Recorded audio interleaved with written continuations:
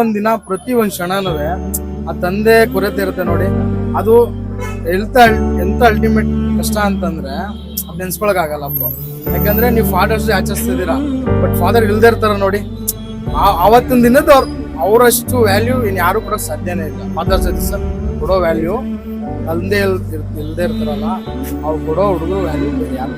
Bro ಈಗ ತಂದೆ ಇಲ್ಲ ಅಂತಂದ್ರೆ ತಾಯಿನೇ ತಂದೆ ತರ ನಿಂತ್ಕೊಂಡು ಜೀವನ ಸಾಗ್ಸೋದಕ್ಕೆ ಟ್ರೈ ಮಾಡ್ತಾರೆ. ಅವ್ರಿಗೆ ಬಗ್ಗೆ ಹೇಳೋದಾದ್ರೆ ತಾಯಿ ಹೆಂಗೆ ಅಂದ್ರೆ ಎಡ್ತಾರ ಅವ್ರಿಗೆ ಸಾಟಿ ಯಾರು ಇಲ್ಲ, ದೇವ್ರು ಇಲ್ಲ ಅನ್ಕೊಳ್ಳಿ ನನ್ನ ಪ್ರಕಾರ.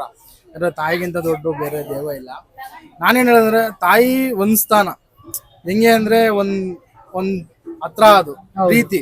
ಬಟ್ ಕೋಪ, ಏಟು, ನೋವು ಕೊಡೋ ತಂದೆ, ಒಳ್ಳೆ ಬುದ್ಧಿ, ಒಳ್ಳೆ ದಾರಿ ತೋರ್ಸೋ ತಂದೆ ಬೇಕೇ ಬೇಕು. ನಿಜ ಅಲ್ವಾ? ಸೊ ಅದಕ್ಕೆ ನೀವೇನೇ ಇದ್ ಮಾಡಿದ್ರು, ಏನೇ ಯಾರಿಗೆ ಕೇಳಿದ್ರು, ಬಟ್ ಆ ತಂದೆ